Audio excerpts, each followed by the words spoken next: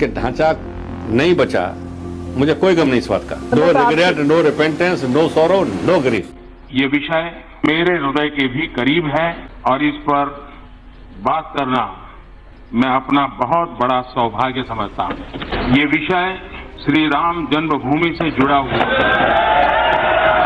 इस पर तारीख गवाह है कि इस मसले के ऊपर अगर किसी ने रोटी सेकी है, किसी को पॉलिटिकली फायदा हुआ है लाशों के ऊपर, बाबरी मस्जिद के शहादत के ऊपर, तो सिर्फ बीजेपी को हुआ है। तो आज भी बीजेपी इस पर अपनी सियासी रोटी सेकना चाहती है। दे दे राम, दिला दे राम, खाने वाला भैया राम के नाम पर वोट मांगा जा रहा है। मांग रहा तो राम का नाम लेकर इलेक्शन करते हैं, लेकिन 5 साल में एक राम मंदिर भी आप नहीं बना सकते हैं। आप चुनाव का राजनीति करते हैं। मोदी जी की नींद उड़ती है राम मंदिर के प्रति जब चुनाव सामने आता है। केवल ये एक राजनीतिक स्टंट है। जब सरकार में आते हैं, सत्ता में आते हैं तो राम मंदिर भूल जाते हैं, और जब चुनाव लड़ने का समय आता है तो उन्हें राम मंदिर याद आता है, भगवान राम याद आते हैं। काम पे तो ये जीत नहीं सकते, राम के नाम के भरोसे ये जीतना चाहते हैं। 2014 को ये राम मंदिर बनाना क्यों भूल गए? 15 को क्यों भूल गए? 16 को क्यों भूल गए? 17 को क्यों भूल गए? 18 को इनको याद क्यों आया? क्योंकि 19 को इलेक्शन। आपने राम मंदिर की बात की, अगर जब 4.5 साल में आपने नहीं बनाया तो आखिरी 6 महीने में आप क्यों बनाने जा रहे हैं? क्योंकि सिर्फ इलेक्शन लड़ना है। मसला ये है कि मंदिर बनाना ही नहीं है। मंदिर बन जाएगा तो सरकार नहीं बन पाएगी, इसीलिए यदि सरकार बनाना है तो मंदिर नहीं बनाना है। मैं आदित्यनाथ योगी, न्यायालय इसका फैसला जल्दी करे और नहीं कर सकता केवल हमें सौंप दे, मैं कह सकता हूं 24 घंटे के अंदर राम जन्मभूमि से संबंधित विवाद का समाधान कर देगा। मैं सोच रहा था कि अगर Jawaharlal Nehru ji steel authority of India की जगह मंदिर बना देते तो क्या इस देश का विकास हो सकता? आपका एक वीडियो है सर, देख लेना सर, आप तक पहुंचेगा तो मालूम नहीं, देख लेना सर। जब बाबरी मस्जिद का ध्वंस हुआ तो मैंने नानी से पूछा, नानी अब तो आप बड़े खुश हो? कहती है ना बेटा, मेरा राम किसी की मस्जिद तोड़ के ऐसे मंदिर में नहीं बन सकता। यही नहीं, अभी और सुनिए।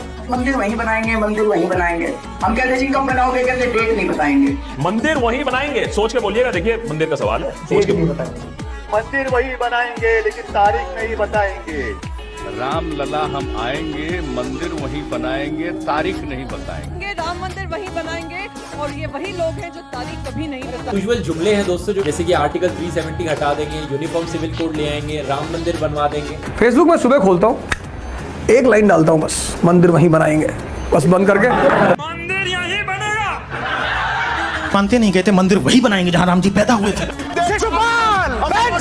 मौलाना बैठ, बैठ और सुन, कितना भी चिल्लाएगा मंदिर वहीं बनेगा। रुको जरा, सब्र करो। लोग मंदिर में जाते हैं, मत्था टेकते हैं, देवी की पूजा करते हैं। अगर सच्चाई ये है कि वही लोग आपको बस में छेड़ते हैं। बीमार पड़ोगे अस्पताल जाओगे कि मंदिर जाओ? भूख लगेगा तो मंदिर जाइएगा। मंदिर से रोजगार क्यों नहीं मिलेगा? किसे मिलेगा? जो पुजारी बनेगा उसको निर्माण मिलेगा। होगा, मंदिर का निर्माण होगा, इंजीनियर्स को मिलेगा, मजदूरों को मिलेगा, मटेरियल सप्लाई होगा, उसको मिलेगा रोजगार। और उसके बाद वहाँ पर पूरी इकोनॉमिक गतिविधि चलेगी। लोग वहाँ पर दर्शन करने आएंगे, वो फूल माला खरीदेंगे, प्रसाद खरीदेंगे, होटल में ठहरेंगे, बस से आएंगे, गाड़ी से आएंगे, ट्रेन से आएंगे, हवाई जहाज से आएंगे। पूरी इकोनॉमी घूमती है राम के आसपास। तो तुम फिर हर गली में बना देना चाहिए। अगर इतना रोजगार इससे मिल जाएगा तो सरकार को आपको सलाह देनी चाहिए विकास जी कि हर जिले में बना दो, इतना रोजगार मिलेगा। मैं पूछ रहा हूँ, इसमें दलित कहाँ है, पिछड़ा कहाँ है? कौन है ये लोग, कहाँ से आते हैं? नहीं, मुझे मजाक नहीं उड़वाना अपनी चीज का, मैं नहीं बताऊंगा।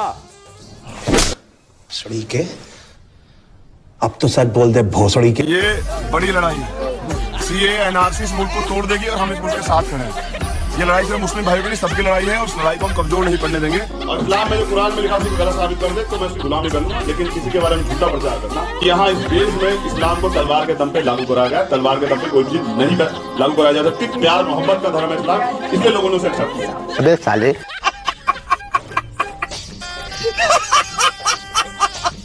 अल्लाह माफ करे, बहुत मनुष्य लग रहे हो, मत करो, रहने दो, बहुत बुरे लग रहे हो। तौबा तौबा तौबा, थारा मूड खराब कर दिया। हमको बहुत विश्वास है आपकी पार्टी पे कि आप हमें राम मंदिर बना के देंगे। क्यों नहीं बना रहे? केंद्र में और राज्य में उनकी सरकार होने के बावजूद अगर राम मंदिर नहीं बना पाते हैं, ऑर्डिनेंस पर कुछ नहीं बोल पाते हैं, बिल पर कुछ नहीं बोल पाते हैं, तो फिर ये जरूर लोगों को लगता है कि आस्था नहीं है, सिर्फ 2019 के लिए सब कुछ चल रहा है, इलेक्शन आ रहा है, इसलिए राम मंदिर का शिगुफा छोड़ दिया जाता है।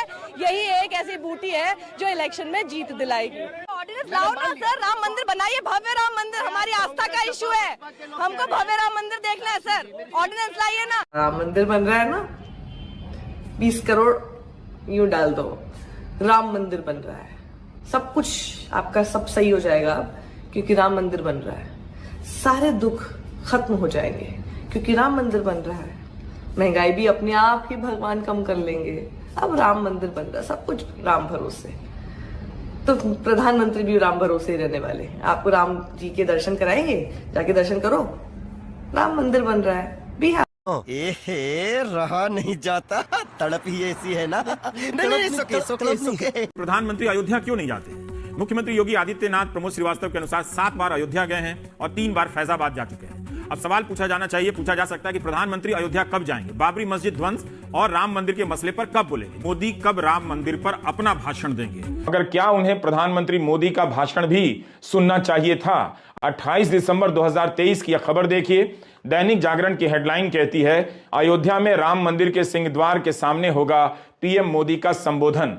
बहुत आसानी से गोदी मीडिया या बीजेपी का तंत्र उनके भाषण को राष्ट्रीय भाषण कह देगा, लेकिन क्या वो राजनीतिक नहीं होगा? प्रधानमंत्री को ही हर मौके पर क्यों भाषण देना चाहिए? क्या ऐसे मौके पर किसी धर्मगुरु शंकराचार्य का भाषण नहीं हो सकता था?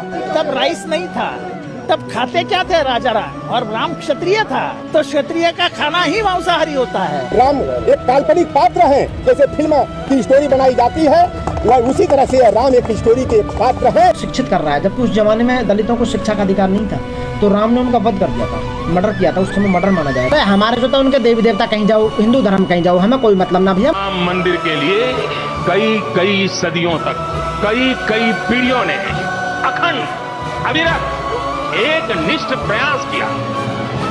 आज का ये दिन उसी तप, त्याग और संकल्प का प्रतीक। ईश्वर की शपथ लेता हूँ और मंदिर वही बनाएंगे। एक ही राजा है, वो राम है, बाकी राम के अलावा मैं किसी को राजा नहीं मानता।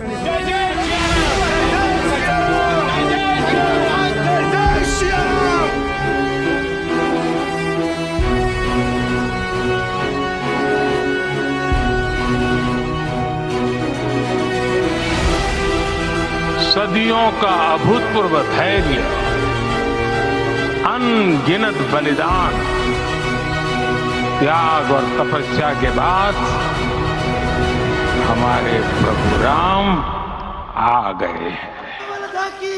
काशी मथुरा बाकी है, केवल बाकी है, काशी मथुरा बाकी। यह देश राम राज्य से ही चलेगा। और जो कहते थे कि खून की नदियां बहेंगी, यहाँ तो एक मच्छर भी नहीं मरा। ये भगवान क्या जुल्म है। ये तो होगा। यही तो कयामत है। मजा आया, और मैं ये जो मजा है हिंदुस्तान के हर व्यक्ति को देना चाहता हूं।